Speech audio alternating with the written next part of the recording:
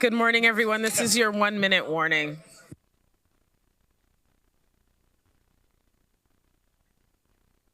Testing.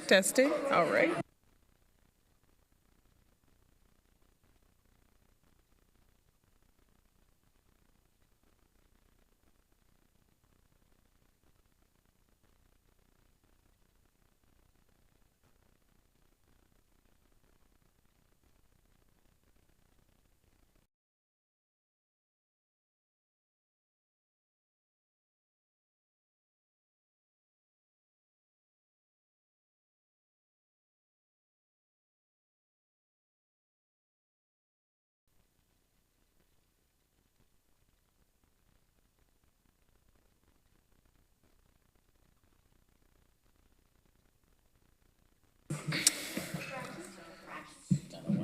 Okay, let's begin. All right, good morning, everybody. Welcome to the Sustainability, Infrastructure and Development Committee meeting for June 10th, 2025. I will now call on Chris Ferreso, Committee Clerk, to conduct the roll call. Thank you, Chair. Regional Chair Redmond. Present. Councillor Craig. Present. Councillor Erb. Present. Councillor Foxton.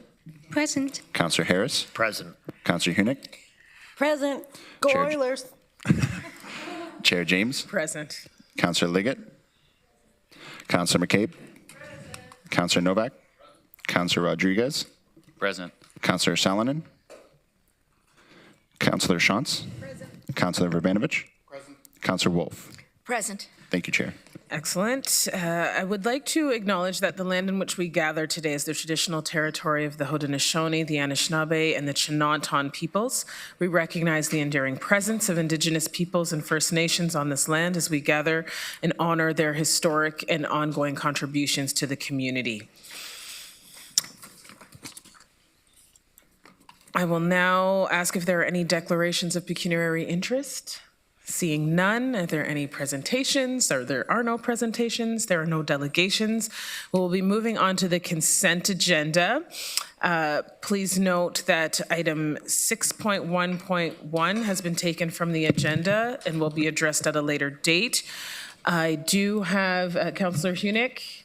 Yes, Chair James, if we could pull 6.2.2, the multi-use trail report, that would be great.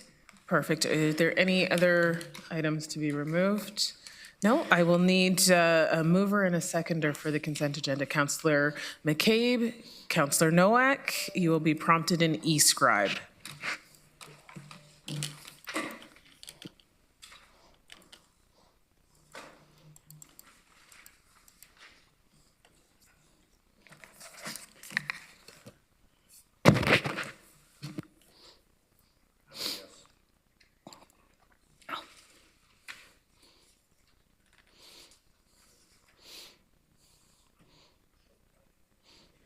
Okay, that carries. Councillor Hunick, you wanted to speak to item 6.2.2, the Schneider's Creek Multi-Use Trail? Thank you, yes. I just want to note for the committee's awareness that I will support this today.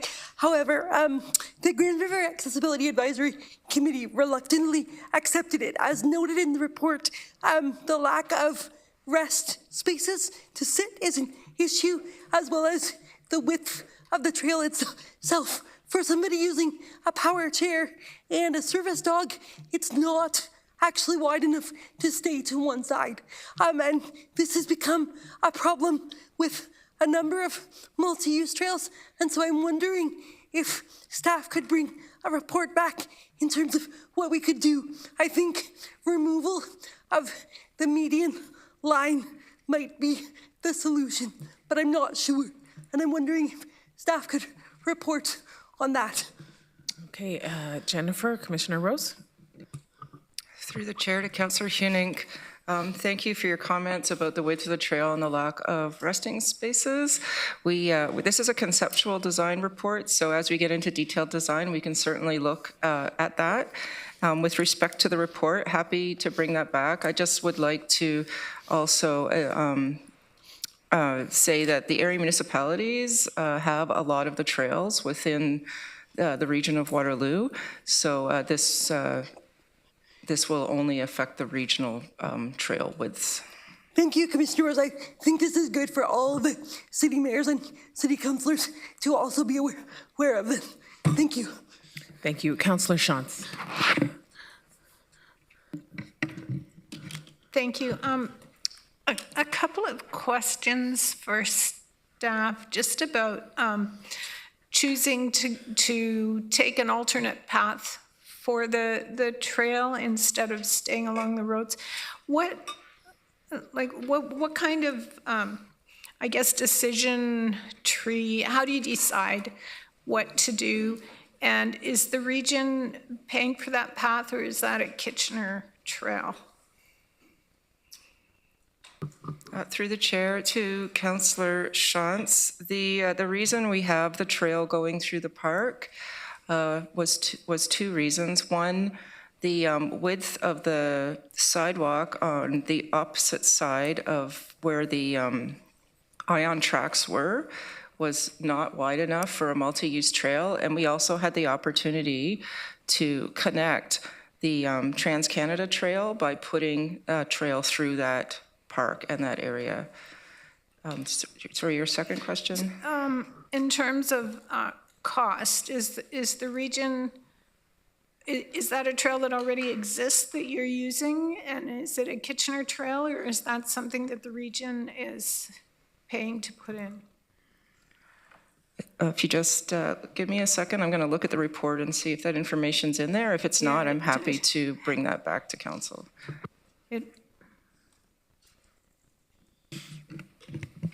Okay, Chair Redmond, while Jennifer looks up the information. I was just going to ask, when that report comes back, I would be interested to know the policy framework. I'm assuming it's not ours locally, that it might be something provincially, and it might be something in the future that GRAC might want to comment on. Certainly. Councillor Verbanovic? Thank you very much. And just on the issue of the trail, I have had an opportunity to discuss it with our staff. They've been working with regional staff on the issue. We're actually very happy with the connection and are supportive of it as the local municipality. And just getting back to, and thank you, Councillor Verbanovic, for that. The report mentions that the City of Kitchener is also funding a $1.5 million into the project. Okay. Thank you. Thank you. I do need a mover and a seconder for this. Councillor Foxton, Councillor Rodriguez, you'll be prompted in East Gred.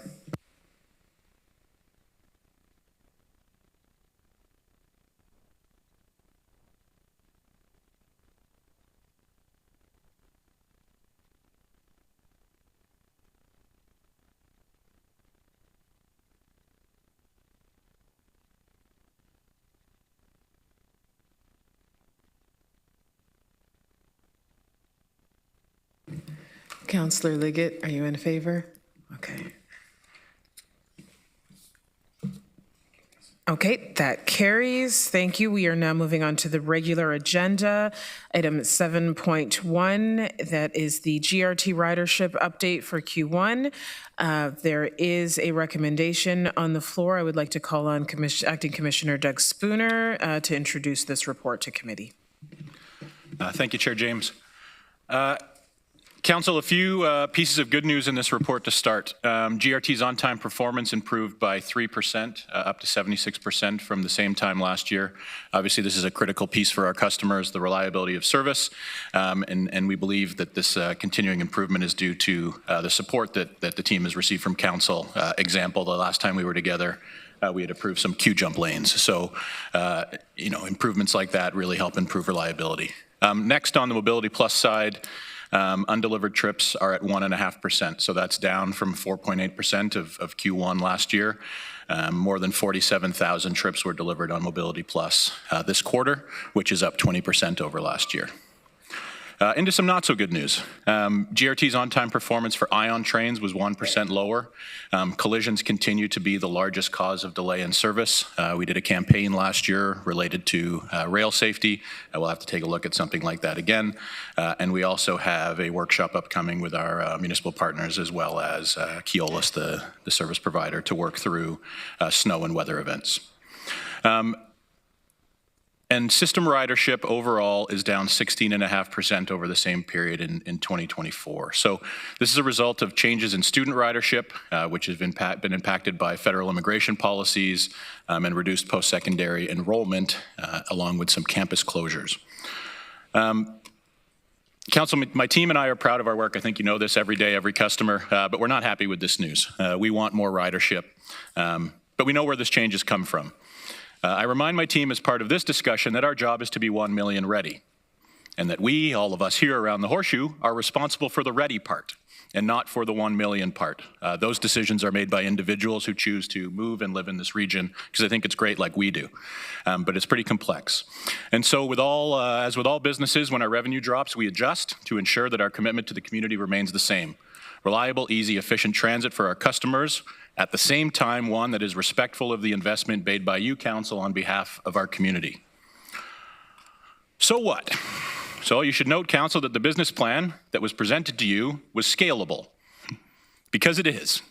And our agency knows which levers to pull and when. And in this case, we know how to pull those levers in response to ridership dropping instead of expanding.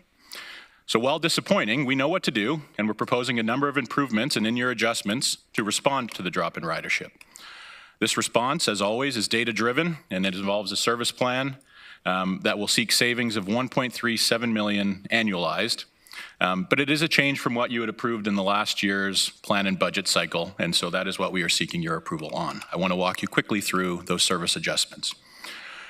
Services that you had approved for September that we are not proposing changing because they are in the frequent transit network and Mobility Plus services are the 302 ION bus. We're going to match the weekday ION schedule. Route 201 I Express, consistent 10-minute weekday schedules, and Mobility Plus, the increased service hours. Services that were approved for 2025, but we are recommending for removal or change. We put all other service expansions on hold.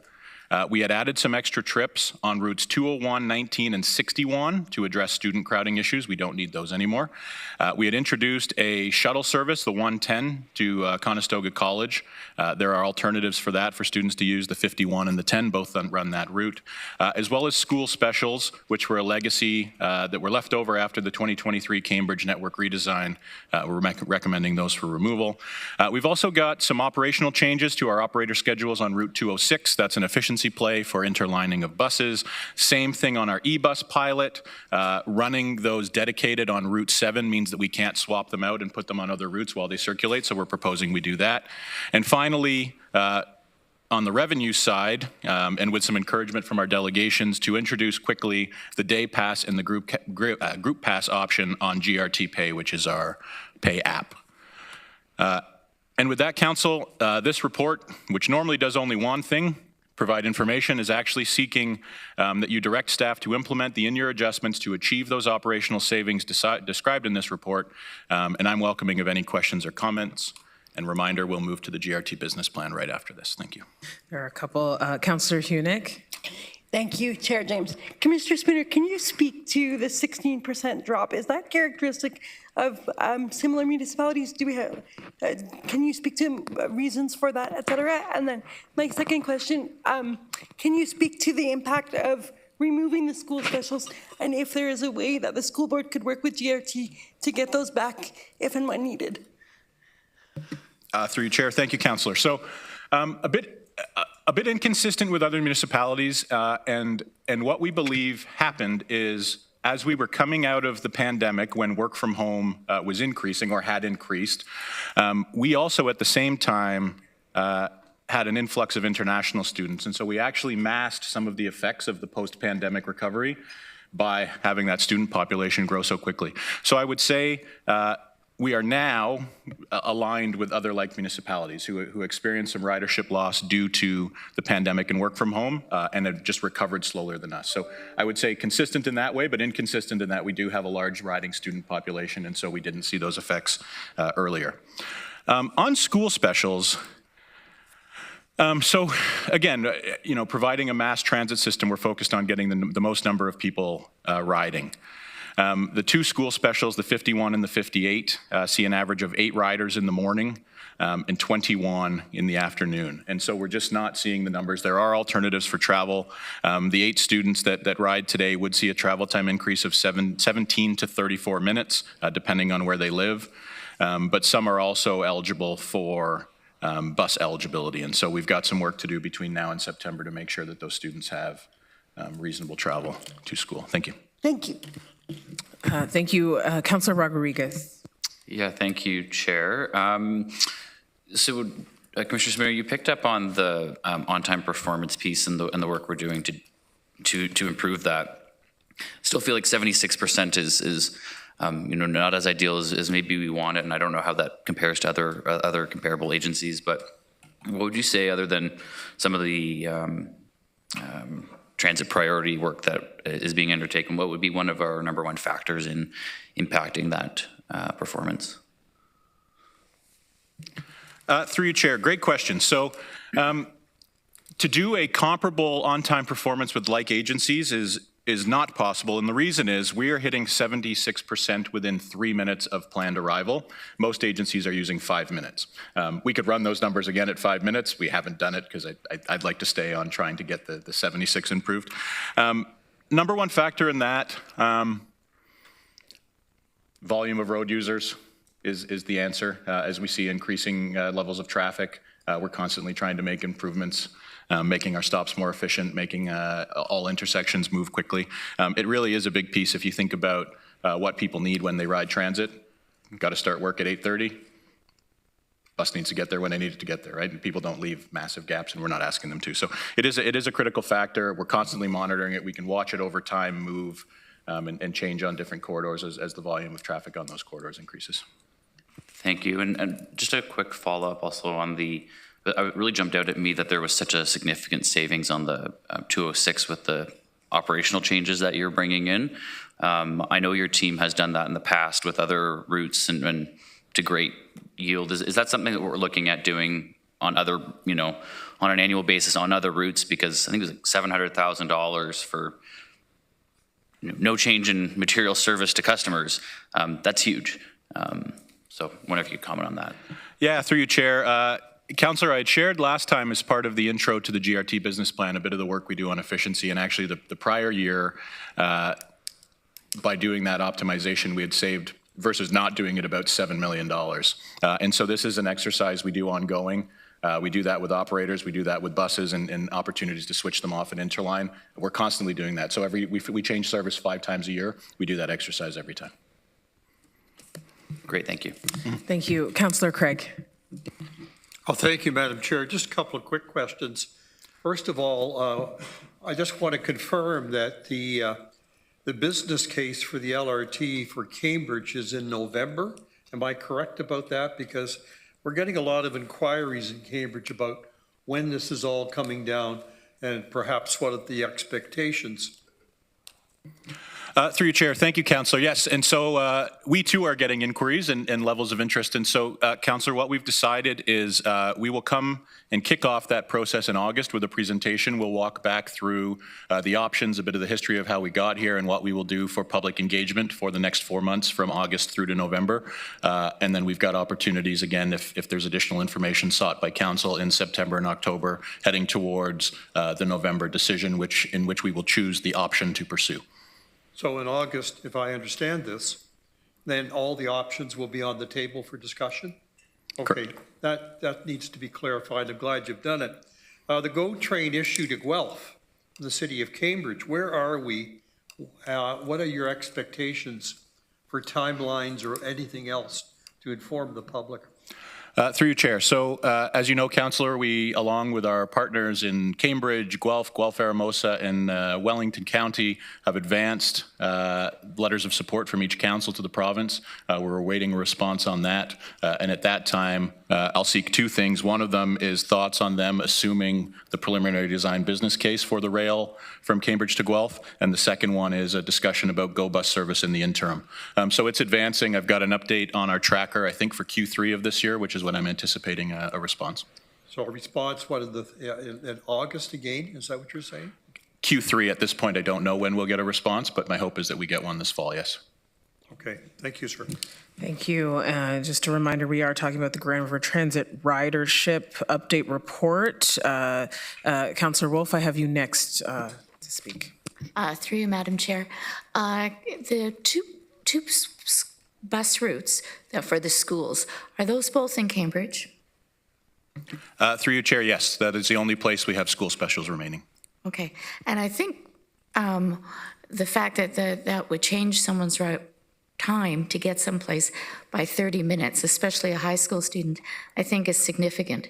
And also the fact, if you look at any of the maps of transit, Cambridge residents don't have the same opportunities for transit as Kitchener and Waterloo. So I'm not so, I'm concerned about canceling those two routes, especially with 22 students.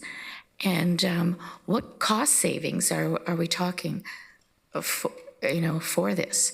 Obviously, you don't run it in the summer. It's 5 days a week and one bus. Through you, Chair. So, Councillor, just a point of clarification. The change would be from 17 minutes to 34 minutes, so there would be a 17-minute change. We're confident we've got, with the 2023 Cambridge redesign, significant transit in Cambridge that can accommodate. And the savings on that is $25,000 in year and $80,000 annualized. Okay. I'm still not that sure that this is, I mean, you're increasing some stuff in Cambridge, but I still hear from constituents over and over and over again that, to go anywhere on public transit in Cambridge, trying to get anywhere, you're looking at significant time. We hear that here when we ask people to go, why don't you present at Cambridge Council? And they say, well, I can't. I don't have 2 hours to get there. Now, 2 hours is an exaggeration, but I'm just still feeling that with no GO bus, no GO train, no ION, etc., cutting something in Cambridge is maybe not the way to go. Okay, thank you, Councillor Wolf. Councillor McCabe. Thanks very much for the report. I appreciate that you always have really good data to share with us. One of the numbers that jumped out at me that I'm curious about is it said that GRT operational costs are 30% lower than Mississauga, as an example.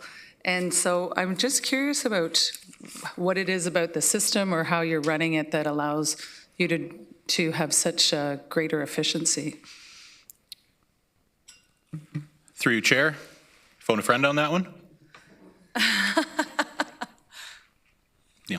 Through you, Chair James. Can you repeat the question, Councillor McCabe? Sure. It said in the report that the GRT is operated at a 30% more efficiently than Mississauga, as an example. So I was just curious if you had some information about how we're so much more, like that's a significant difference between the two communities that are of similar size when you combine the population of the entire region. So I was just curious how you're driving those type of efficiencies.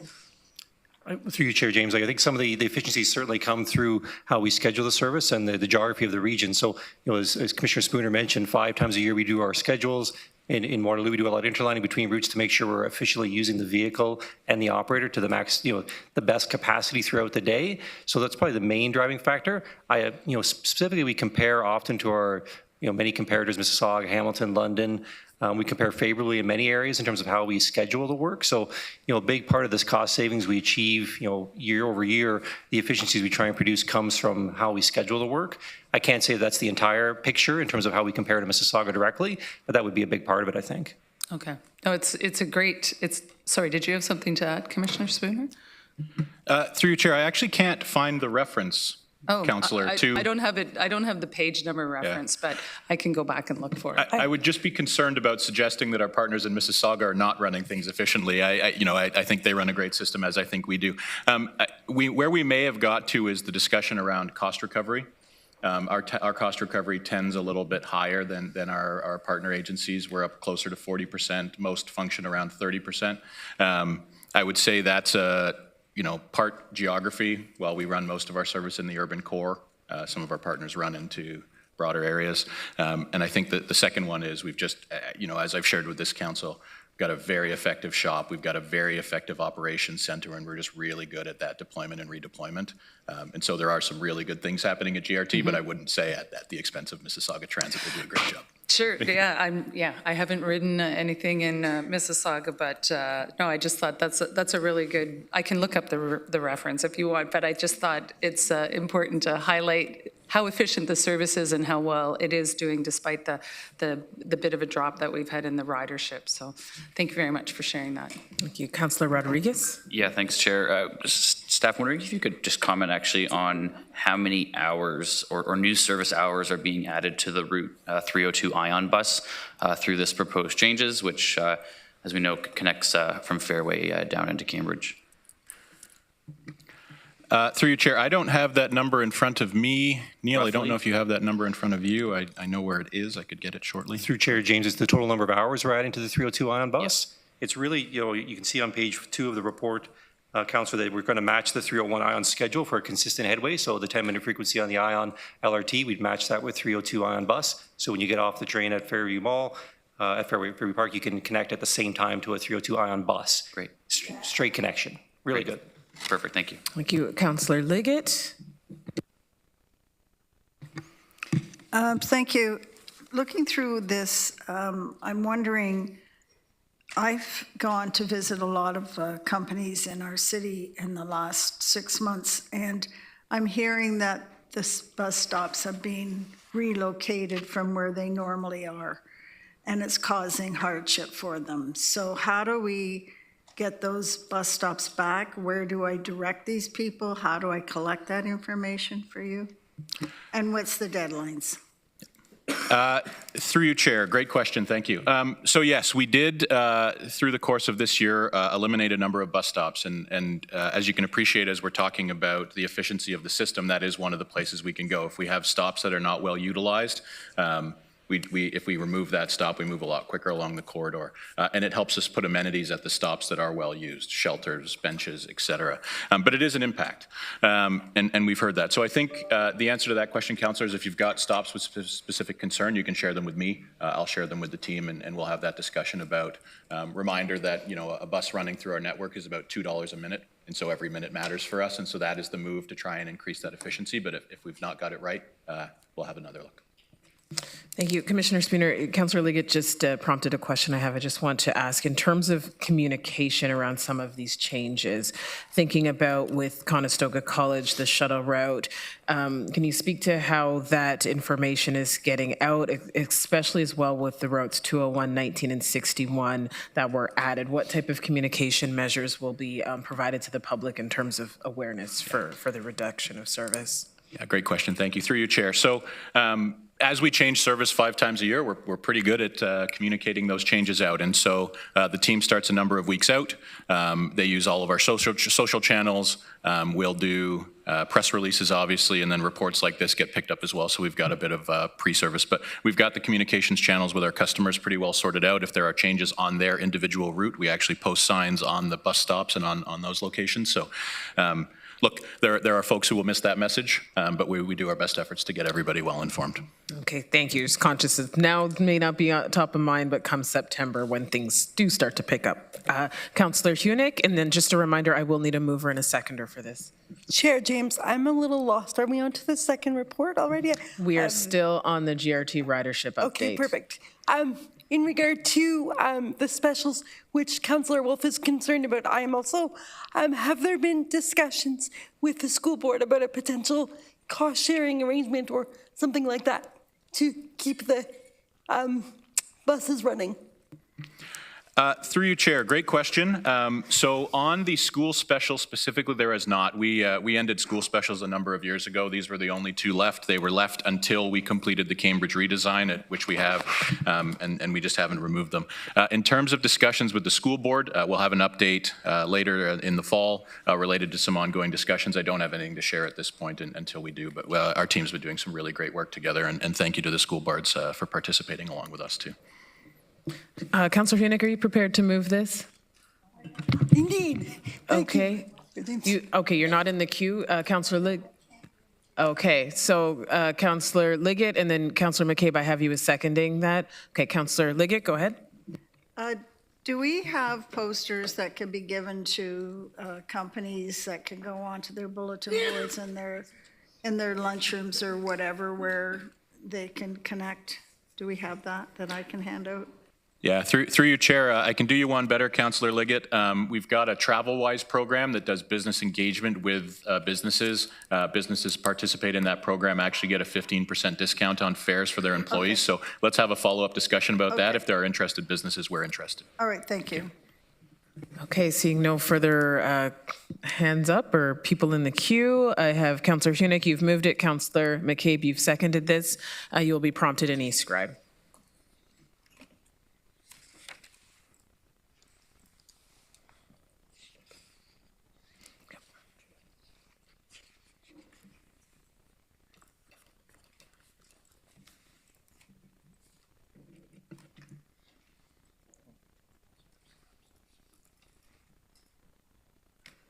Okay, so that is carried. Thank you, staff, on the report and the work you all continue to do to address the changing climate and needs and service and all of the things with our transit. But moving along now to, what's the next item, our GRT business plan approval. So Commissioner Spooner, I will leave it to you to introduce this report. There is a recommendation on the floor for this one. Through you, Chair, thank you. Yes, Council. When we shared this plan a few months ago, I did so with 3 reasons for excitement, and those remain despite the report we just shared. The first is strategic plan alignment. This plan aligns with our Growing with Care plan, and we use that as a launching pad. Next is community and staff engagement. So, as I shared with you, we've had every conversation we've possibly had, and that hasn't stopped. Councillor Wolf and I met with barrier-free Cambridge the other day. So our work with the community continues. And finally is that this plan is fully in our control. It's scalable. We'll bring recommendations each year as part of plan and budget. But now we know that it's aligned with the wants of the community and it's prioritized. We also spent a lot of time in that session talking about efficiency, as we have this morning. And so we want to be the most efficient transit agency we can, and that's where we see that cost recovery ratio landing between 35 and 40%. So for every dollar spent on transit, we recover 40 cents, which is impressive for an agency of our size. I also told you that we were monitoring some risks. Student ridership and international student caps being the first. Good thing we were monitoring. The next was economic and affordability challenges, and those remain. And finally, why we need to make service changes each year rather than seeking approval on an overarching long-term plan. It's because we need this ability to react. Council, we also talked a lot about affordability, and just a few reminders of stats. Auto Trader puts the average price of a new car at $67,000 and a used car at $36,000. The Canadian Automobile Association, CAA, places the annual cost of car ownership at $13,000. Council, the cost of a full-priced adult monthly pass for a whole year is about $1,200. It's 1/10 of the cost of car ownership, and for those on the Affordable Transit Program, that's under $600. Since we last met, we've also continued our work and visiting with area partner councils, and thank you for those who had us. And we've also had some additional meetings and a few quick thoughts on those. Our partners are excited by this plan, all of it. And they wanted us to show it all. So as you know, Council, we put into the plan projects that were approved and committed. But we got asked, where is stage 2? You haven't talked enough about Kitchener Central. How about the GO Transit connections, including Cambridge to Guelph? How about airport connections from Cambridge? And then along with support for the township transit strategy, the frequent transit network, Mobility Plus integration, as well as GRT Pay. The sense was very positive, but we wanted more, which is great. There was a secondary piece that emerged related to seniors. We had the discussion with some of the delegates. And so we've done some costing work. In order to make transit free for seniors in our region would be a $2 million annual price tag. But reading and talking to some folks, I don't actually think that's what we need. If I take you back to the record article, the person profiled was eligible for the Affordable Transit Program, but didn't know it and didn't know how to access it. And we've seen this as a trend. Seniors make up only 5% of all affordable transit program participants, and we know seniors make up a greater proportion of the population than that. And what we've got to is that seniors in our region, not having ridden transit, have some significant barriers to entry in terms of where the vehicles go and the buses go, where to get fares, how to get started. Council, we have a program to address this, and I would propose might be a better use of monies than a $2 million free, and that is our travel training program. And so we have staff who go out with school kids, with seniors, basically with anybody, and walk them through how to use the system. And so when I read those articles and listened to that discussion, I really felt like that would be a better way for us to do that work. You know, you can think about the moment and the pressure on a family when a senior loses their driver's license, the MTO rescinds that. If at that moment there was a card or something that said, here's the GRT phone number, here's the person you talk to, and here's how to make it, keep working, and we don't place that burden on families, I think there's something to that, so I'll leave that with you. Council, our ask today is simple. We've taken the strategic plan, we've interpreted it for transit, we've aligned it with the wants of the community, and this plan remains fully in our control, and we can scale it up and down as needed. And now, Council, I'll ask, after some questions, that you approve the Grand River Transit Business Plan. Thank you. Thank you, Commissioner Spooner. Councillor Hunick. Chair James, for council members that maybe are less familiar, I want to inform you that the Taxi Script program is a program that comes out of the Region's Accessibility Fund, which allows GRT customers to use taxis at half price when necessary, i.e. when there's no Mobility Plus trips available, perhaps, or when Mobility Plus isn't running. And so I noticed Commissioner Spooner, I just wanted to ask, are people who use Kiwanis Transit eligible for the same kind of taxi script program? And if not, why not? Yeah, through you, Chair.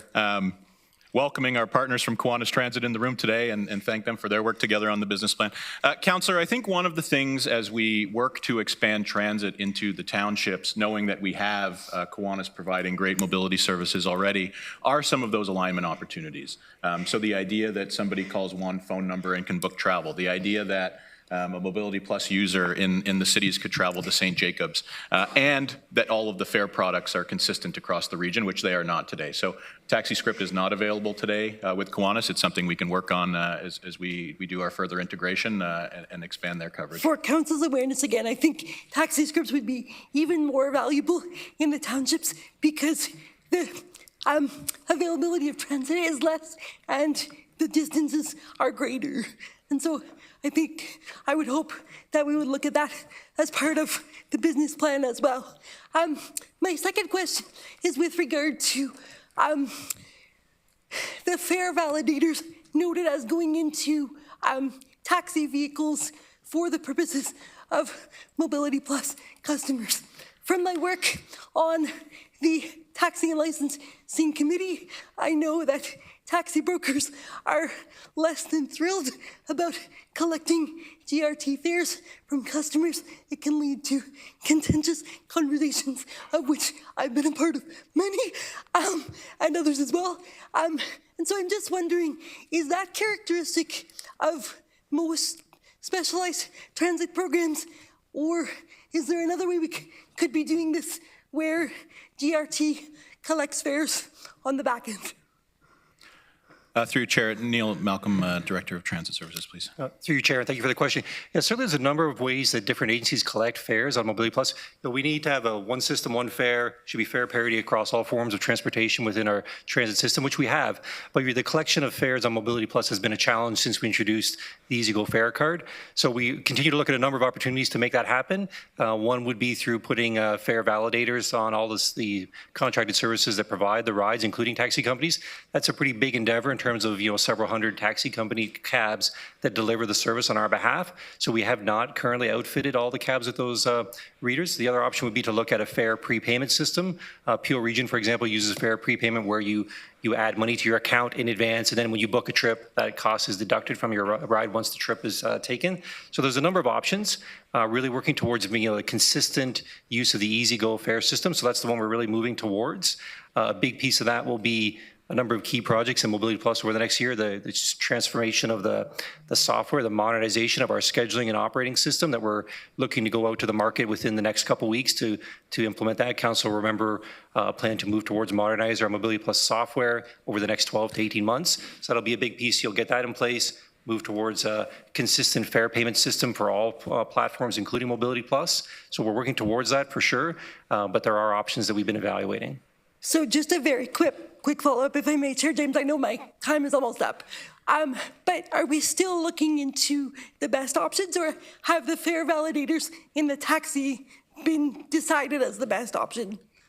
Through the chair, we think that's the best option because then we have a consistent way of paying for all customers. Everyone's using the same system. We have not yet procured the fare validators for all the cabs. It's really a question now of how quickly can we modernize the software, and then will that mean we need to use more or less cabs throughout the system long term? That will dictate the number of validators we need to procure, and we're hoping to bring that number down from several hundred to a more reasonable number in the future. So we're just working through that right now. So for the sake of the taxi brokers and their buy-in, can I request that that be looked at further, because I don't think they're on side with said option?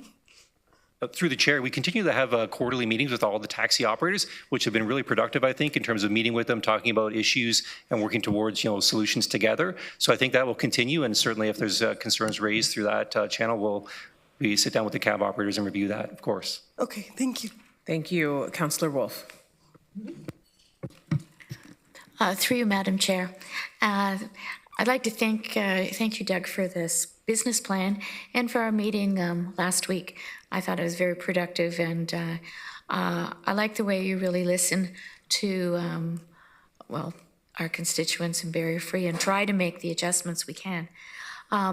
We suggested some ideas for making it easier for people to access the information, and hopefully one of the ideas was possibly using our libraries as a place where people could go to fill out a form, either with our staff or volunteers, that's more comfortable than trying to get to the Ainsley Street Station or Fairway, where basically those are the only places you can do it now. I also am still continuing to hear from seniors, and I understand $2 million to have free seniors is a lot, and not all seniors need it. I would like to see if we had a free day once a month. What's the first Tuesday or the first Wednesday of the month? And that would give everybody an opportunity to try the system, barrier-free. For those who have a doctor's appointment or some other appointment, they can try to put it on that day if that works for them.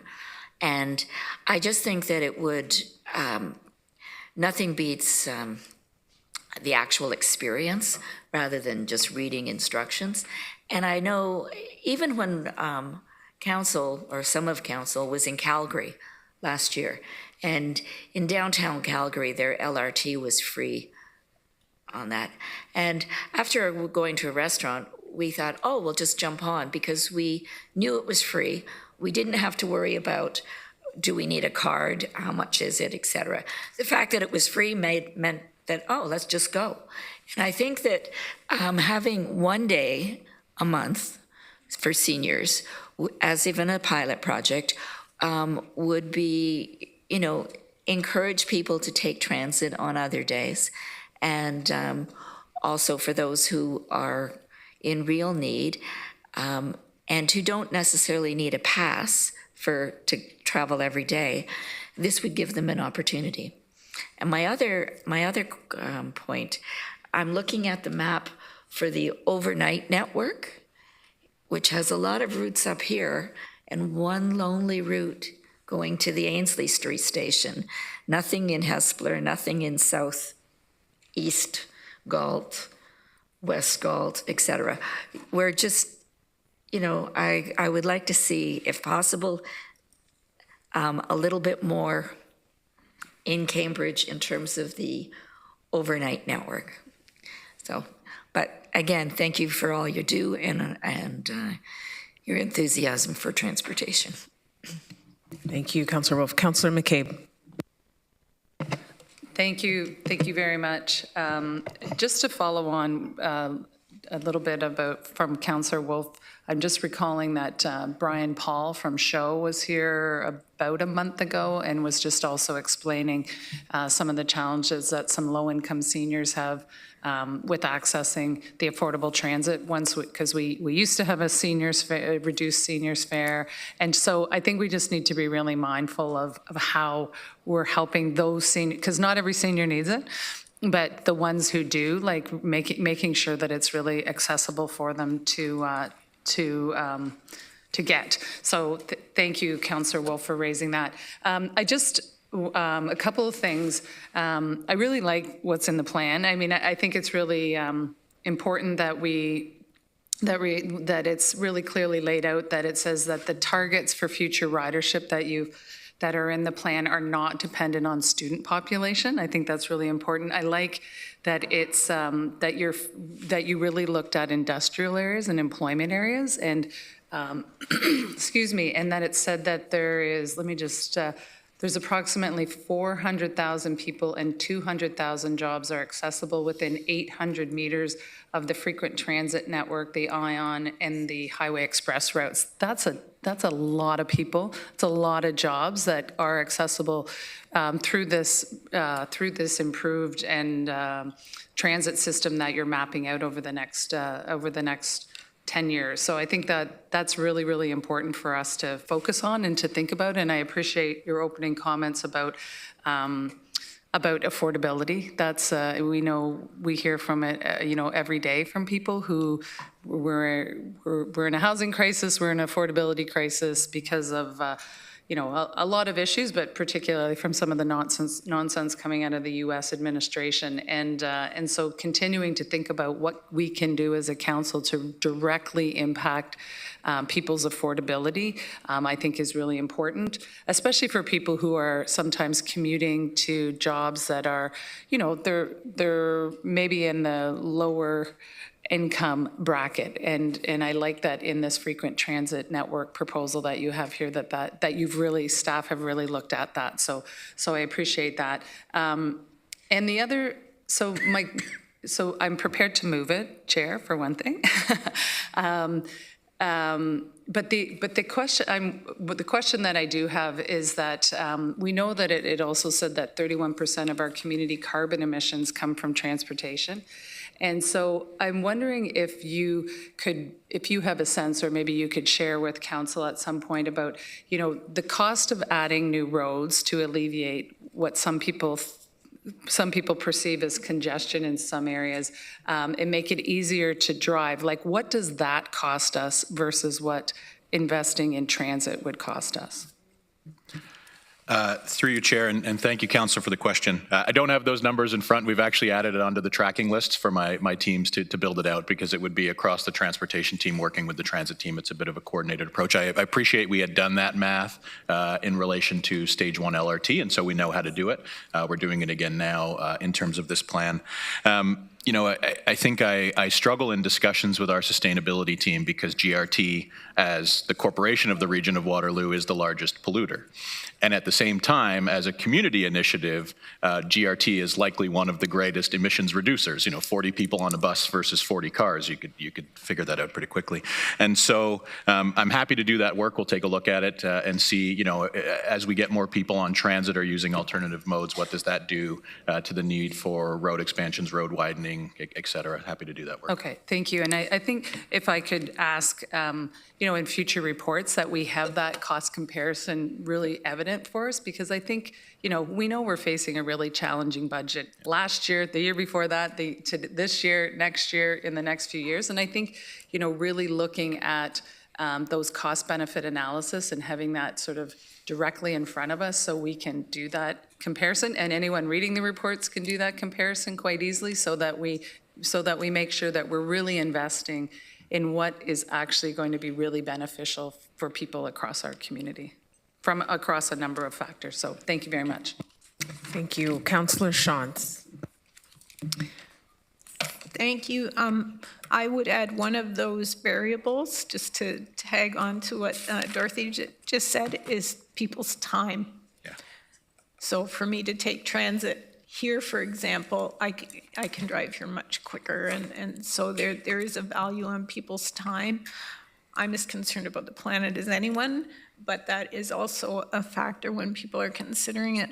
I wanted to talk a little bit about Kiwanis Transit and Mobility Plus, lest anyone get the impression that Kiwanis Transit is less than adequate. We do provide a lot of extra services that perhaps aren't available to Mobility Plus, and that's a very important piece of what Kiwanis Transit has always provided since the Kiwanis Club started it many, many years ago. And so, in the interest of making all things the same, I want to say that the townships are not necessarily the same as the city, and I wouldn't want to lose what we have in the name of making everything the same.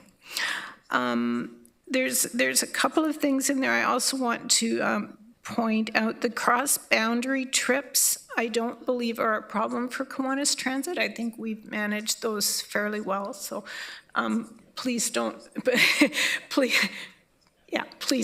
don't change that on us. The other thing is expansion of Route 77 in Wilmot. Depending when that happens and how that happens, right now Kiwanis Transit couldn't accommodate the call center. We're handling the call center for that, and we don't have the budget. We don't have it in our budget. We can do it during office hours, but not outside of office hours. What else? And I also wanted to talk a little bit about the commuter bus route around town. We have gotten so many positive comments about that. So that's another thing, again, I'd be concerned about taking and, making standardizing that in a way that that isn't maybe best for the community. So I think we need some discussion on that if there's going to be changes there. And what else? The route to Breslau, the Breslau community right now has, I think, an on-demand route. And so we're still looking at getting that better usage and sort of building that up before we feel we need to have a full route there. So just in terms of cost to the township, it would not be worthwhile for the Breslau community at this point, I think, to put a full route in. I think we need to really work on using the on-demand route. And I think that's it for now. I'll review my notes and maybe put my name back on, but I think that's it. Thank you. Okay, Councillor Foxton. Thank you, and through you, Chair Doug, I just want to say you've done a great job, and I'm proud of your team. As many of you know, and the public may not, is that Wellesley and North Dumfries does not have transit as of yet, but this new plan will give us transit in the fashion that we need it. It's better to provide the need rather than provide a want that isn't utilized. So I think that you've done the right thing at the right time, and I want to thank you for that. And that's all. Thank you very much. Great job. Thank you. Councillor Craig.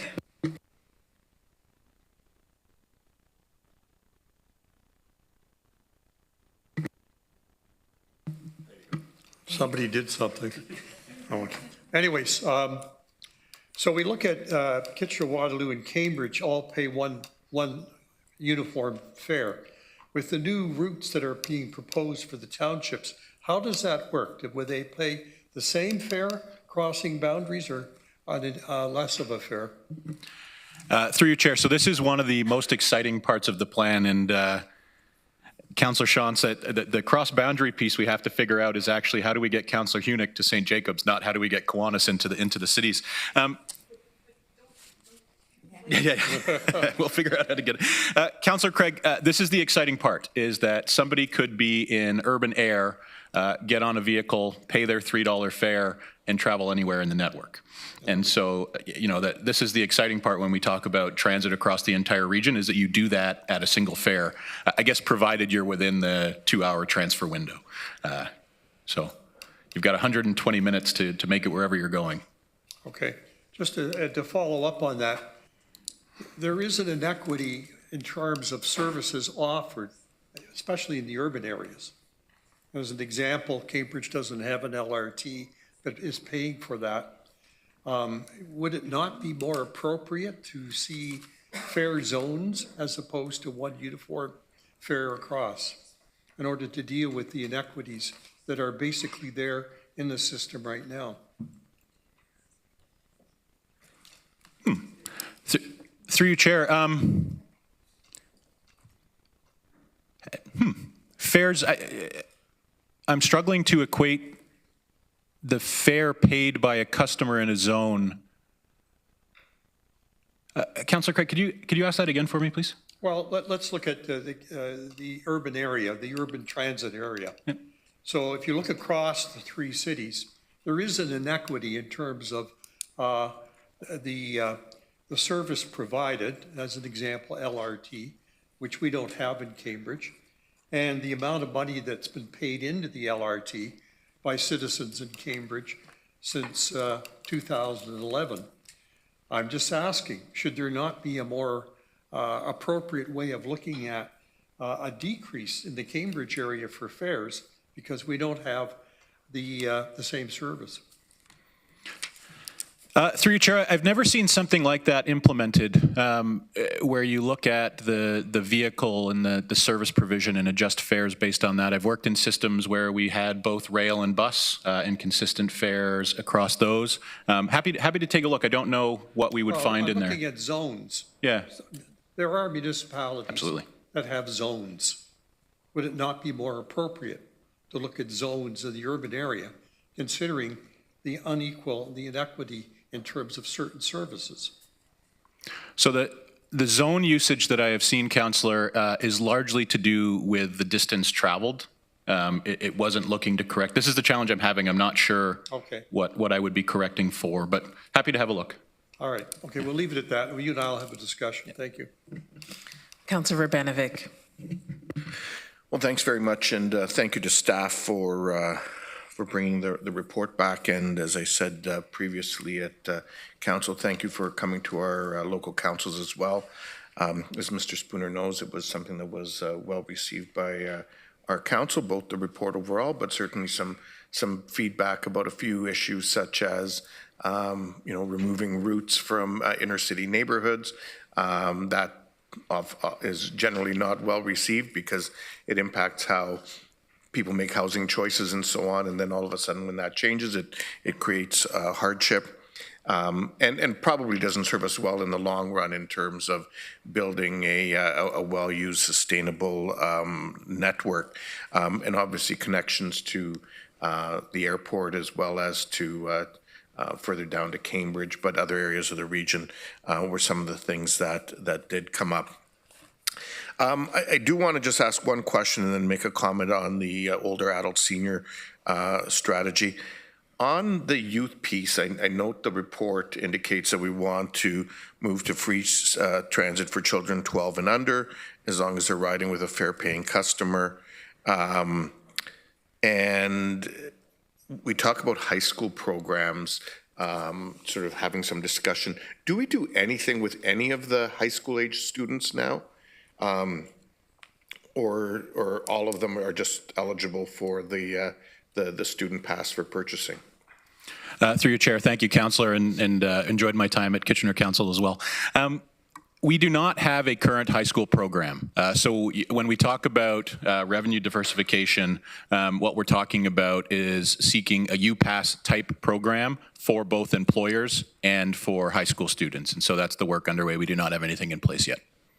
So that is, I guess, just one piece that I would say, one of the things that I think could be most beneficial to the system in the long run is starting people when they're young, where they develop a culture of using transit, and then they're more likely to use transit. Other things, such as some of the things that Councillor Shantz raised, I think play into it as well in terms of how long does it take me to get from point A to point B and so on.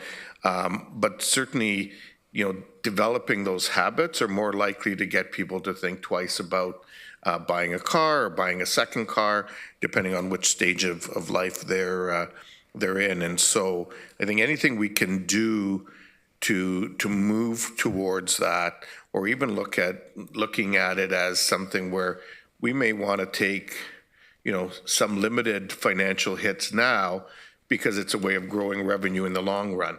And certainly with, the decrease that we've seen in college and university students, we want to replace those people as much as possible, because ultimately it will impact on our grants, as we know from federal and provincial governments as well.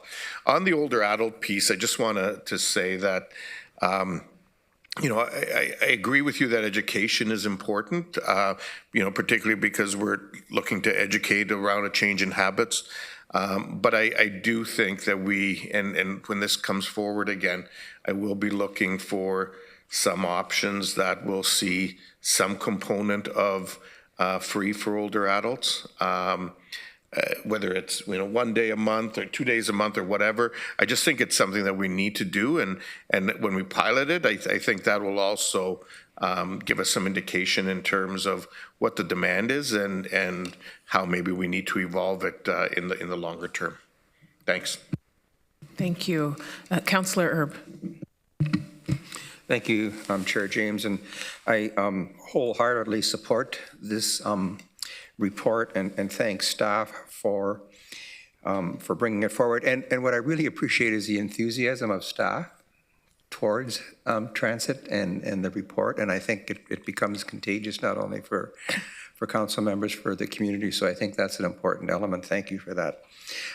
Balancing transit in an urban and a rural setting, I don't think is an easy task, and so I appreciate the work that that's been done in trying to accomplish that. And I'm really pleased that the overall plan has extracted the student population out of it, that we're focused on the 1 million ready, that that this plan is capable of achieving without that questionable student population. So good work. Continue the enthusiasm and look forward to the implementation. Thank you. Councillor Rodriguez. Yeah, thank you. I also just want to echo my thanks and general excitement for what's to come from this business plan. I think it's easy to get dissuaded by perhaps some of the negative news in our previous report, but I think there's a lot that's good and great to come, and that we look back 25 years, it was two systems that, are now one, and a system that historically, focused really heavily on students and school seasons and, massive summer reductions. We're getting there, and some of the changes that are coming this summer are really exciting. This is sort of one of those long-term commitments that we're setting out for ourselves that isn't particularly flashy in the way that say stage 1 or stage 2 LRT are, but I think we can get some really great and durable yields from investment in the humble bus.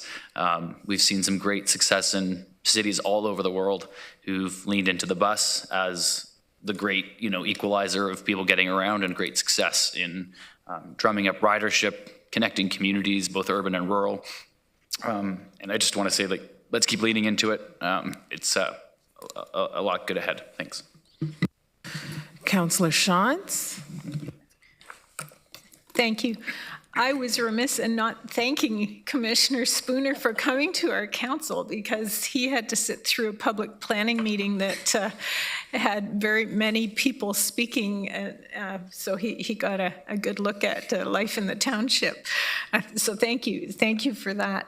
And I also just want to affirm the idea of developing habits.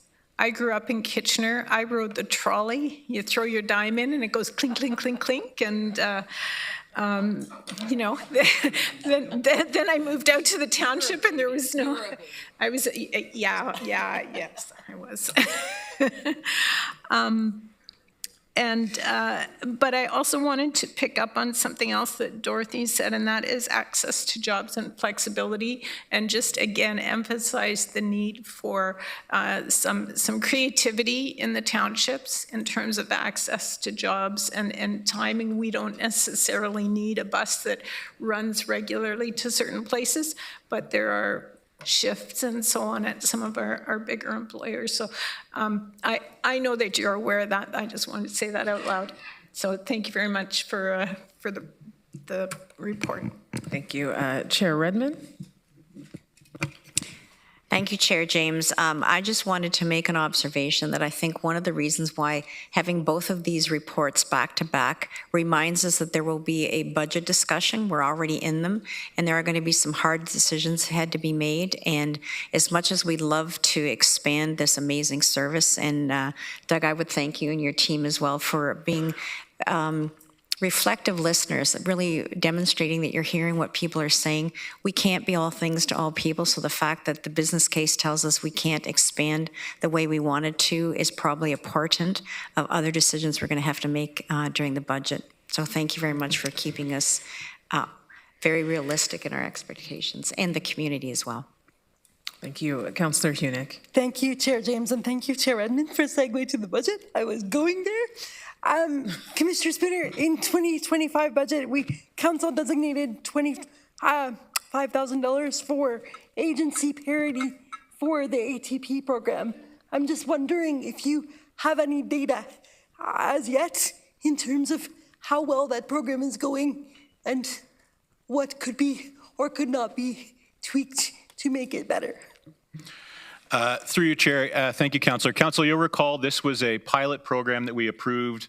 It was looking at not-for-profit agencies that purchase fares on behalf of their customers. And we, at that time, did not have agencies eligible for ATP, and so they were buying full fares for people who were eligible for ATP. And so the pilot program is to achieve actually exactly that.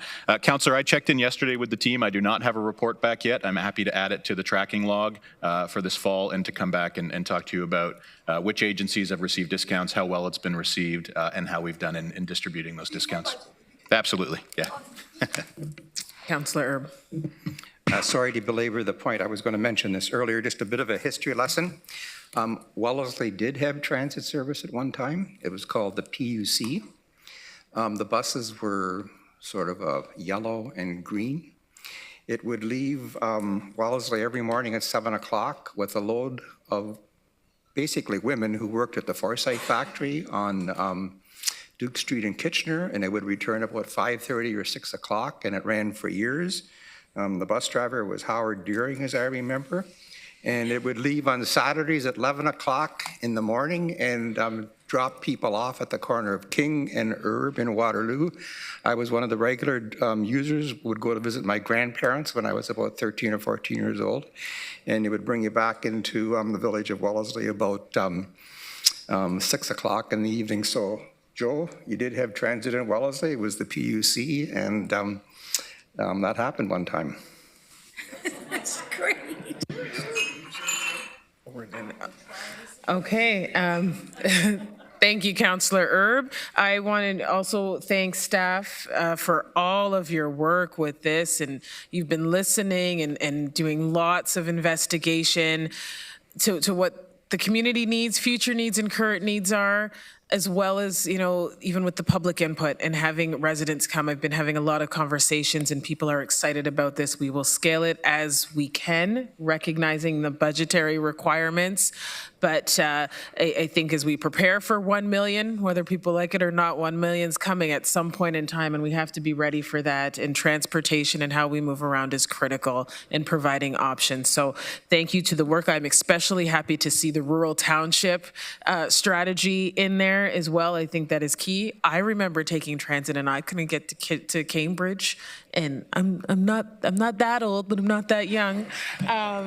So I think we've come a long way as it is, and I think there's something to celebrate with that as well. But also know that there's a ways to go, and we're going to do this, and we're going to do it with care. So I have Councillor McCabe has moved this. I need a seconder for this, Councillor Foxton, and you will be prompted in e-scribe.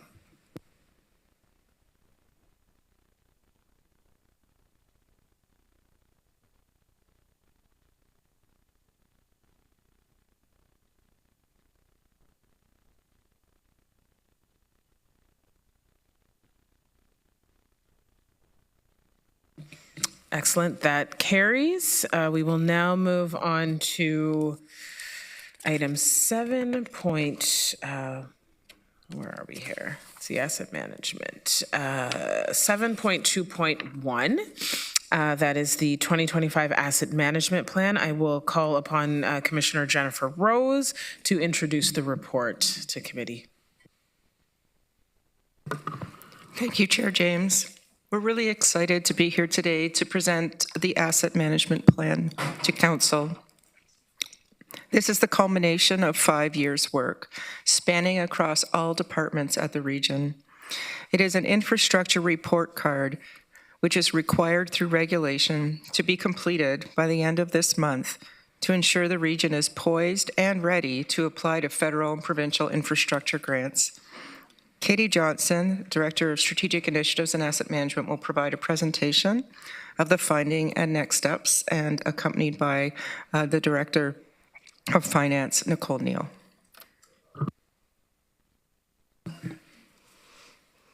Okay.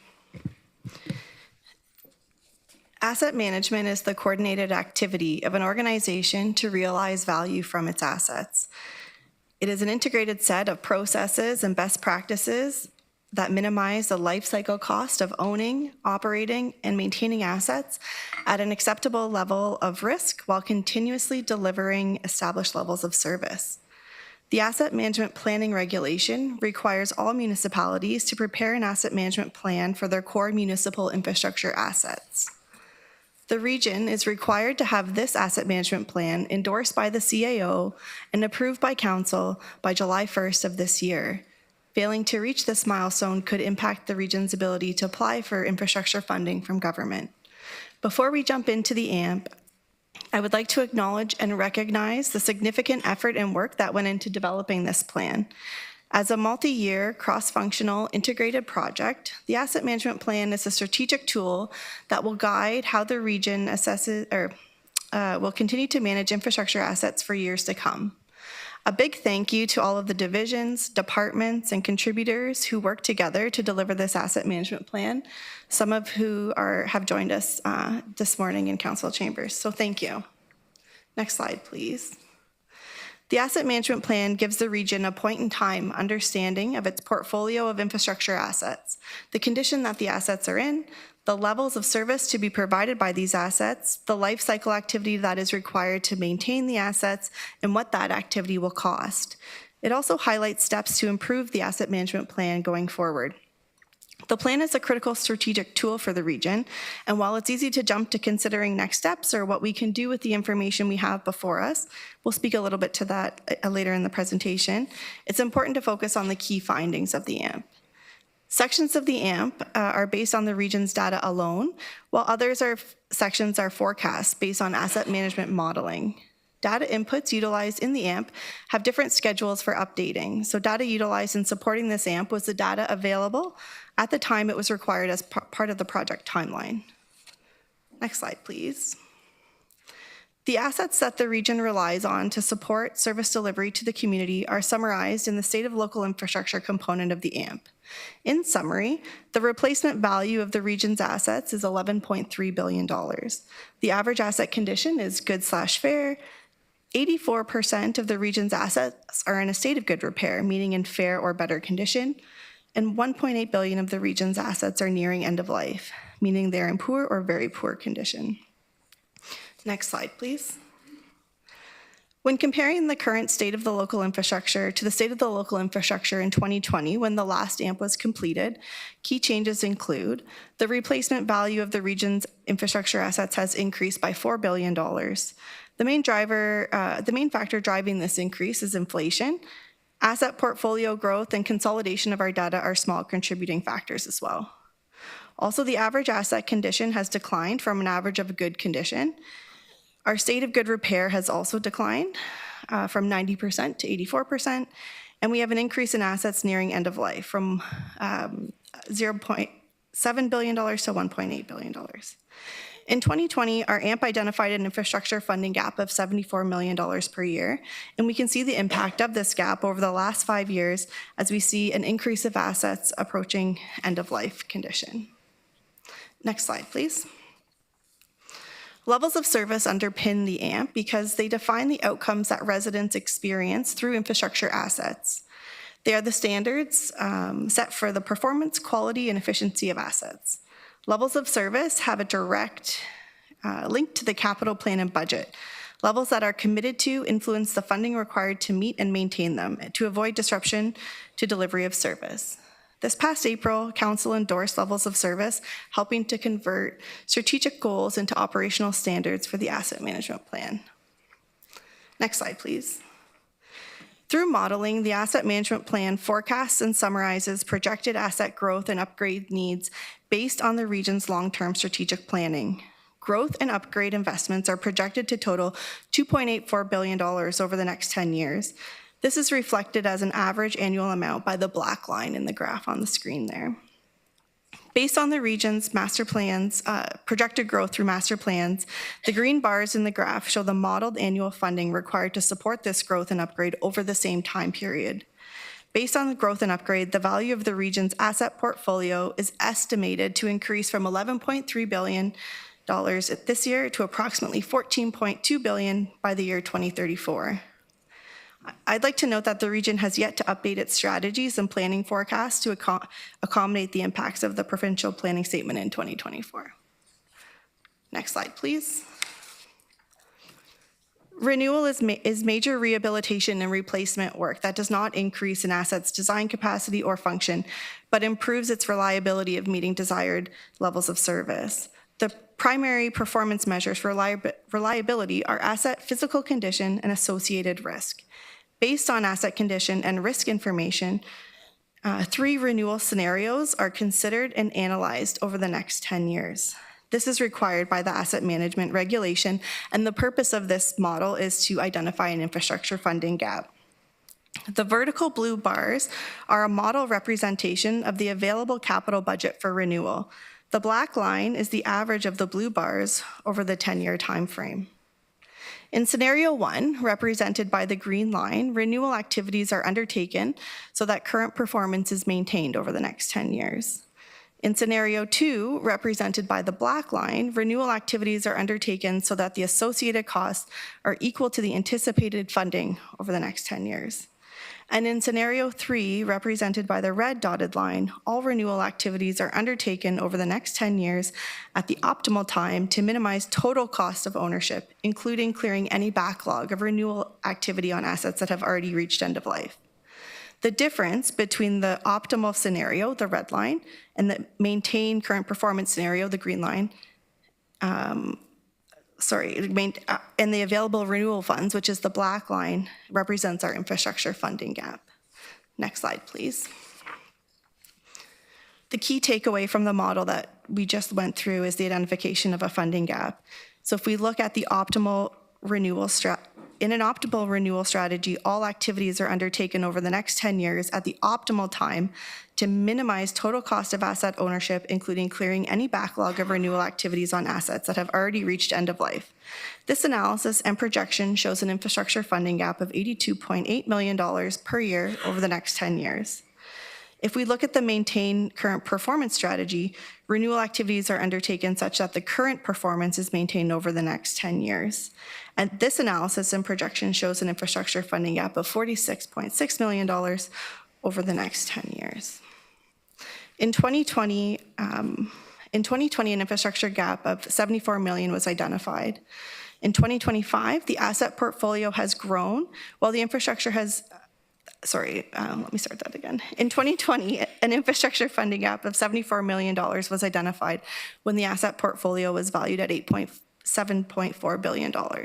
In 2025, the asset portfolio has grown to $11.3 billion, while the infrastructure funding gap has increased to $82.8. Modest growth in the infrastructure funding gap in the face of significant growth of the asset portfolio speaks to the success of a prudent reserve funding strategy. Next slide, please. At our current capital plan funding scenario, the forecast shows that the region will continue to see an increase in the percentage of assets nearing end of life, as assets will continue to deteriorate. While our assets remain in an overall state of good repair, the trend towards poor asset conditions have a number of short and long-term impacts, such as assets transition from very good to fair to poor, the operational requirements intensify. We will see more failures that require emergency maintenance. As the conditions of assets worsen, renewal work tends to stack up and create a greater backlog. A higher degree of operational failure leads to risks associated with renewal work. Finally, an increase in failure of infrastructure can affect the ability to deliver services and could lead to service outages. I'll pass it on to my colleague Nicole to speak about the financial strategy. Thank you, Katie. When it comes to our ongoing infrastructure funding gap, we are not alone in the region of Waterloo facing this challenge. It's shared by numerous municipalities across the province. And in line with our 2025 provincial election priorities, staff had identified a critical need for dedicated support in managing our aging assets.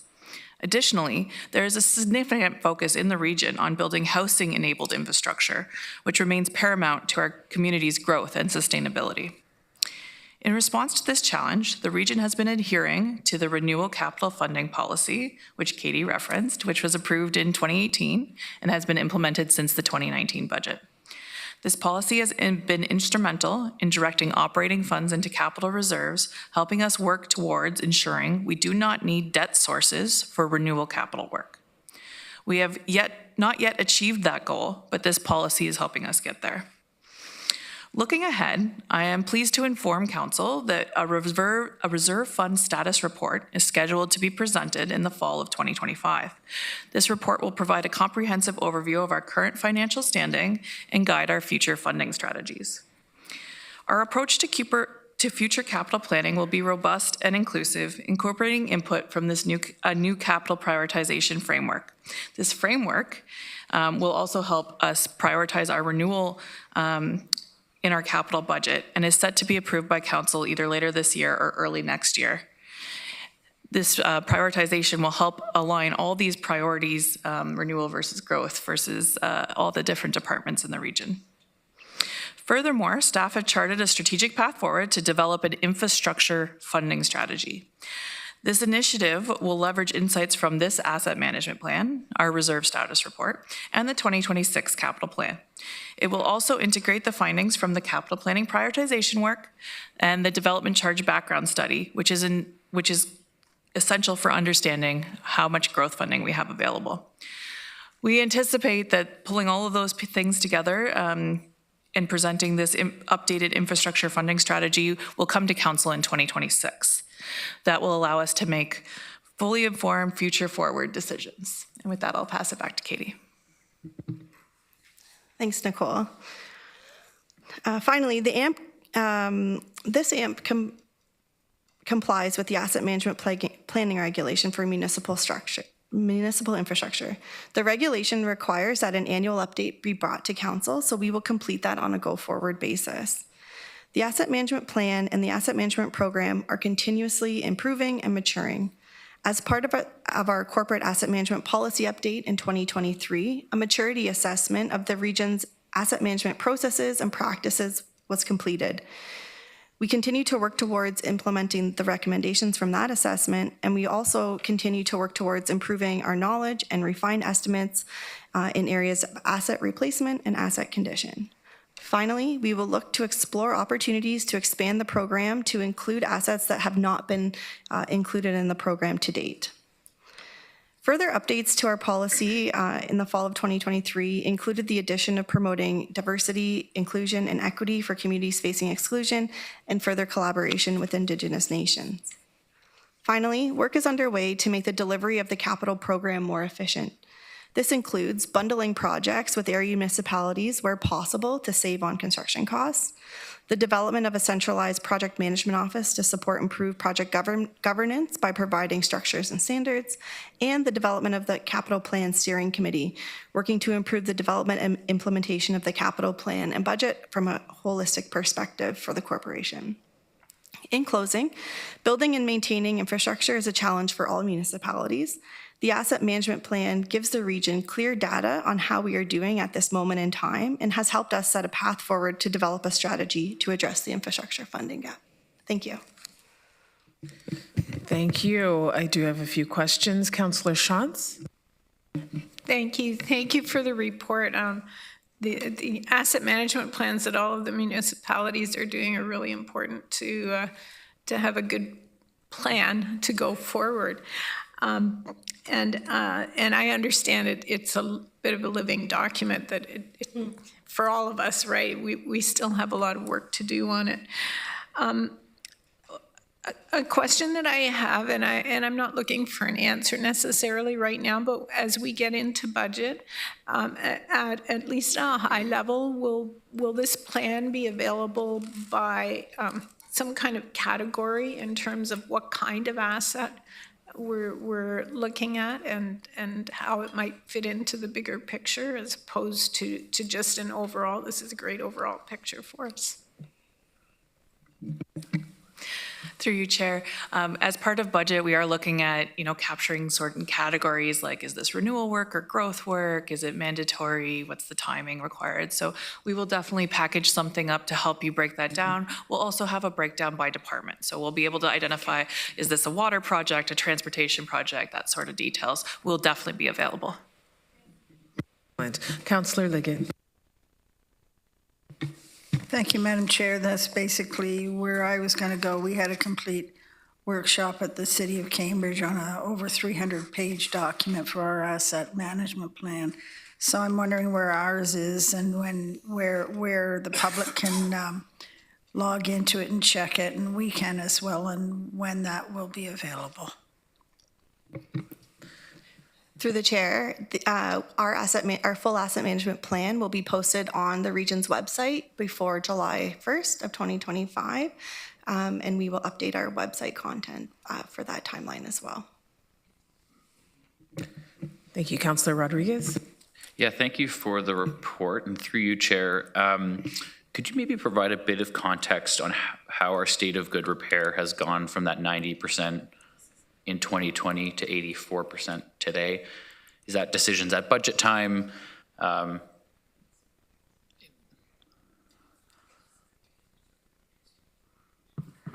So through the chair to Councillor Rodriguez, every budget that we prepare and present to council has decision points in it based on the guidelines that we've received from council and the discussions that we have at council. So as a result of that, some projects have been pushed out to later years, and that was the backlog that Katie was speaking to when she talked about the optimal funding level.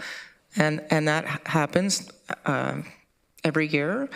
We have to look at our infrastructure. We have to look at the state of good repair and prioritize where our funding dollars are going.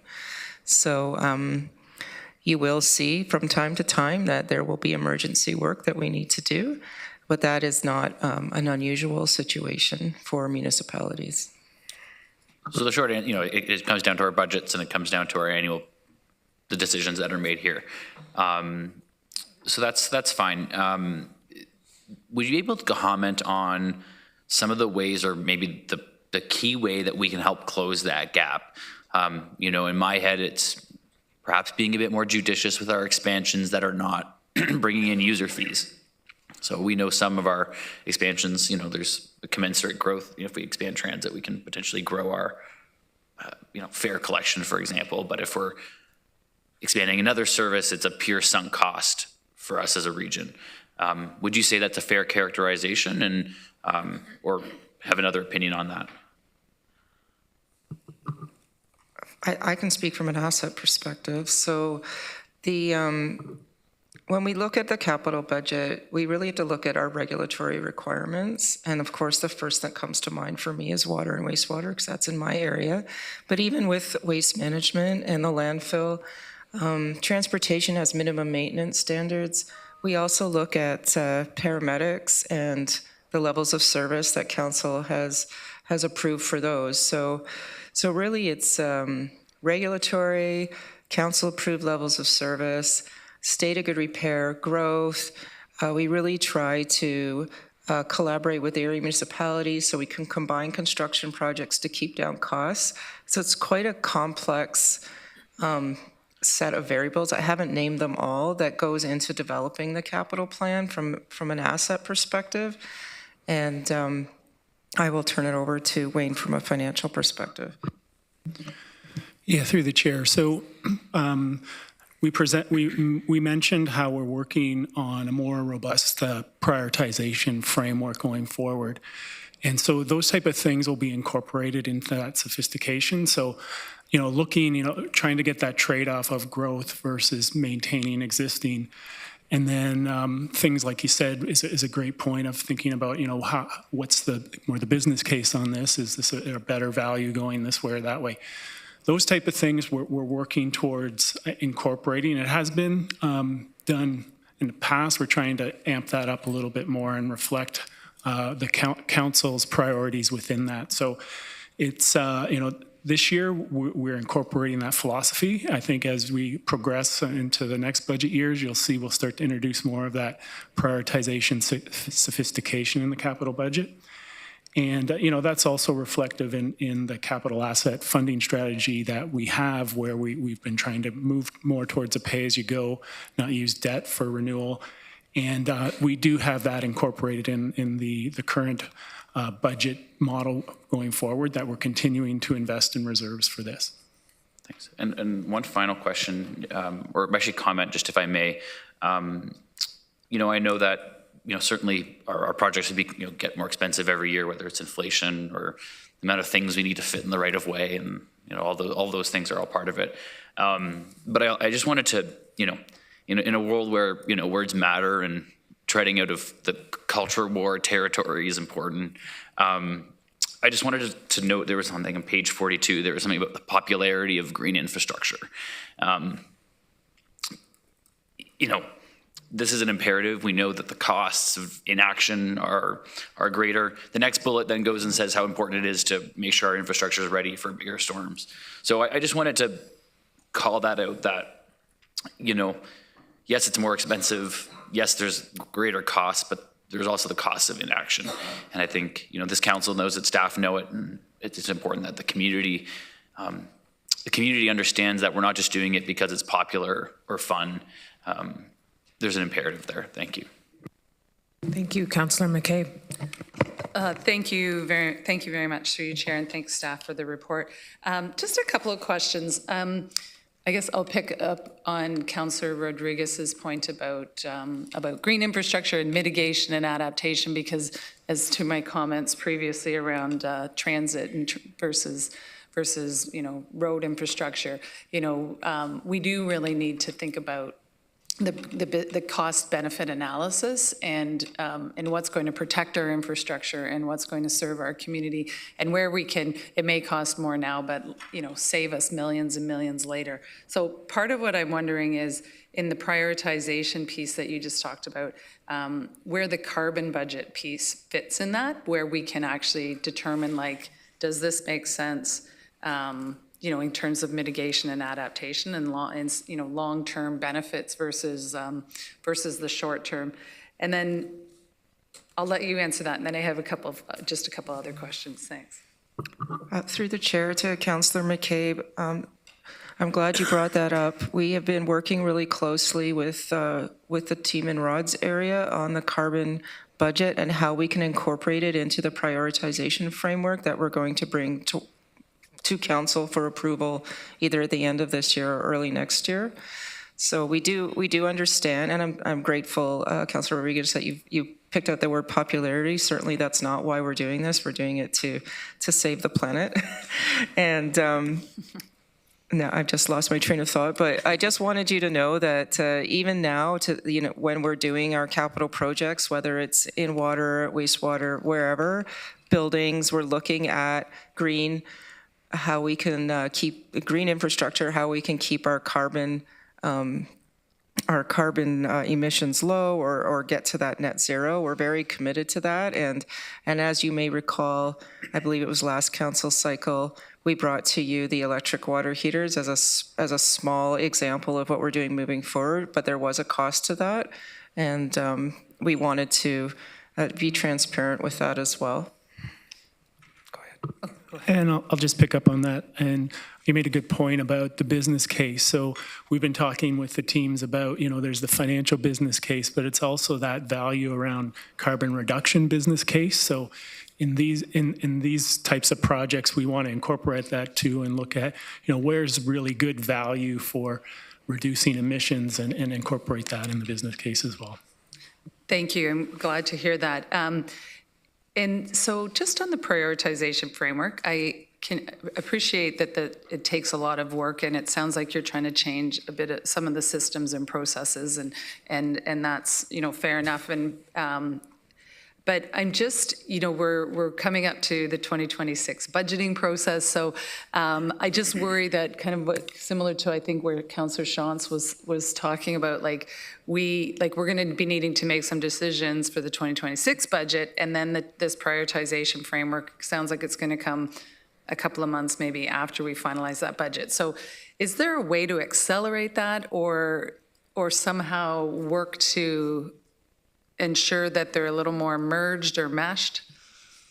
Because we don't want to make a decision and then 2 months later get the framework and go, we shouldn't have maybe decided that. Yeah, through the chair. So it is a significant project we're undertaking, and I think you can appreciate the complexity of trying to get a very useful tool. It does take time. However, we have initiated our capital budget steering committees several months ago.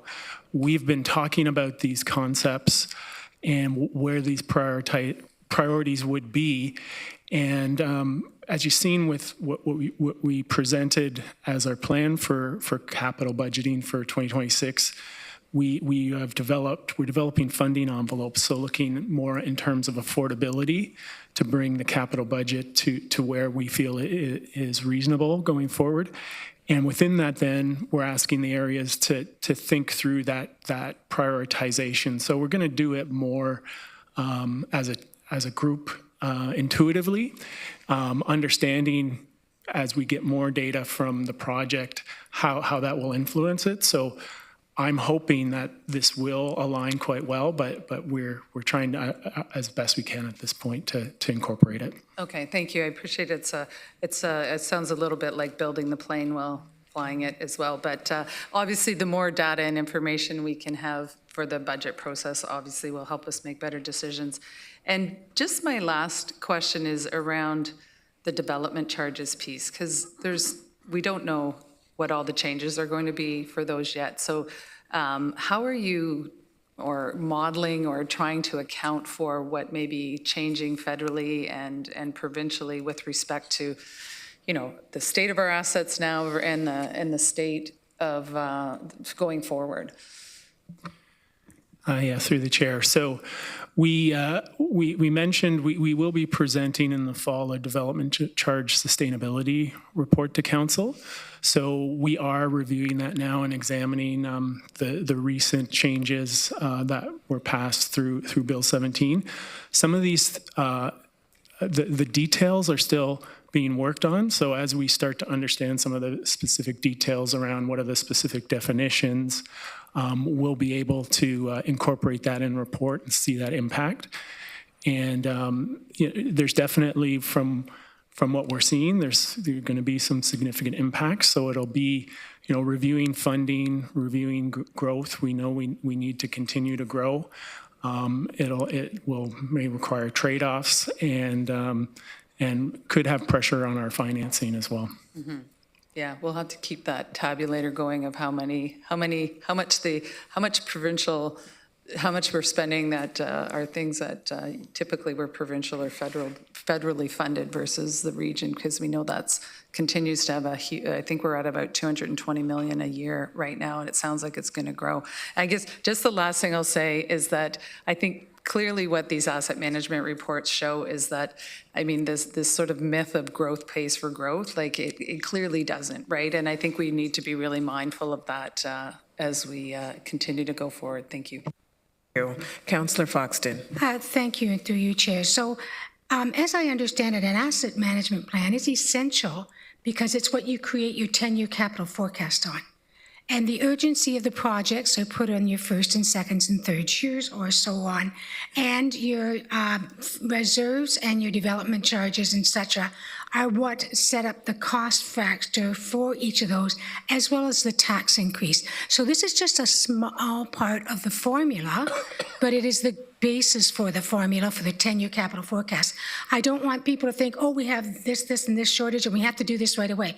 That would be wrong, because you couldn't do all the projects all at once. You wouldn't be able to get the equipment or the staff or the companies to do it. So this is the planning document that allows us to plan for the next 10 years. Thank you. Thank you, Councillor Craig. Well, thank you, Madam Chair. Just a couple of questions or requests. With regards to the fact that this bleeds into the capital forecast and staff are now looking at putting together capital forecasts for the fall budget, what's an appropriate time for myself or others to bring forth requests for capital projects to be looked at and commented on? 2051. I think that would go through budget process, but I mean, can we bring it? Commissioner Steffler, do you want to respond to that? Through the chair, well, we have that built into the budget process, so I think that's in mid-December where we get there's the formal request for anything from council requests. So at this stage, sorry. Oh, Matthew, go ahead. Through you, Chair, just maybe to take a bit of a step back, I think, and I recall we had presented this in the budget process for 2023, where the master plans or the strategic plans of each of our departments, they're the ones that really set the frame for these new capital projects. So the integrated mobility plan for transportation, the waste management strategic plan that's coming up for waste management. So these are, apart from the budget conversations, which are more about adding things or moving things kind of a bit closer or further in time, the framework and the outcomes are really those that are being presented in each of these strategic plans. So that's the opportunity. So, I know you've been mentioning around this horseshoe a number of bridges and river crossings that are important for Cambridge. These really fit in well with the integrated mobility plan, where we can review, and I think the previous one already in 2018 had a fulsome review of all of the river crossings, because we know this river does divide some of our communities and requires more connectivity. So that's the good place to talk about that kind of infrastructure. The water supply strategy is the right place to talk about water supply investments. So each of the departmental strategic plans, I think, are the right avenue for to be able to encapsulate some of these larger infrastructure projects that you think are critical for the community. Well, thank you. And I appreciate the commentary. And I'm sitting here thinking you're reading my mind. It is about bridges. It is about a bridge south of Concession and a pedestrian bridge in the the Gulf Collegiate area. And so do I have to bring that up at budget time? Is that what I'm understanding? So through you, Chair, and maybe I'll leave that with Commissioner Spooner, but that's really part of the thinking of the integrated mobility plan. So all these river crossings, these are big pieces of infrastructure, and they're critical for a community, and that's where we have to, it's in that plan that I think we have to be really thoughtful about. Where does a new bridge make the most sense from a community perspective? Where does it, and that's what that strategic plan will give the evidence and provide the analysis and the support, and will go to public engagement to gather also what's community's interest in a given piece of infrastructure, and that's the right place to nudge this forward. Well, I appreciate that also. So I'm trying to figure out, Madam Chair, where I fit in terms of these issues going forward. So am I to expect from Mr. Spooner in the budget process a commentary on those two issues I've brought up? Through you, Chair. Yes, Councillor, we're actually planning two pieces. So as you know, we've got an integrated mobility plan to kick off this fall. I don't have a date on that. I'm imagining we're doing that in September, at which point we would review with Council what was in on the 2018 master plan and what that resulted in the 10-year capital plan, and then obviously we'll review again, as Wayne mentioned, in December. So we'll have an IMP kickoff, which is probably the first chance to. I'll be invited. Well, we'll do it right here. Okay. My second thing, Madam Chair, if I may, I brought up the whole issue around the road system in Cambridge and the stress on the system. Is there a review going on? Is that part of what we're going to be hearing in the fall? Because I want to bring that to your attention, Mr. Spooner. Through you, Chair. Councillor Craig, yes. So as we go through the work on the integrated mobility plan, we update our model. We do that using housing and jobs forecasts, looking at the demands of the network for roads, for transit, for trails, all of it. So yes, that will be included in the integrated mobility plan. I appreciate it. Thank you, Madam Chair, for your patience. Not a problem. Thank you. Councillor Foxton. Just to clarify what I was saying before, is the 10-year capital forecast is for each department. So I assume the numbers that were quoted to us today on the asset management plan was the combination of all departments together. Also, we have to remember that some projects like the bridge over the Grand could also be worked in with provincial funding. So a lot of our asset management, a lot of our 10-year capital forecast at the township lays out where the funding's coming from and what we expect from the province on each project. And so the essential that we get the items on the 10-year capital forecast, but at such a date that we start working towards the province or federal funding today. So if you're going to AIM or Roma, you take that plan with you and say, look, we're looking 5 years down the road. We're looking for you to give this percentage of funding for this project. Just so we know it's a very planned out, scripted type thing that we should all be aware of. Thank you. Thank you. Councillor Foxton, are you prepared to move this? Yes, ma'am. Absolutely. I need a seconder for this. Councillor Liggett. Okay, you'll be prompted in e-scribe.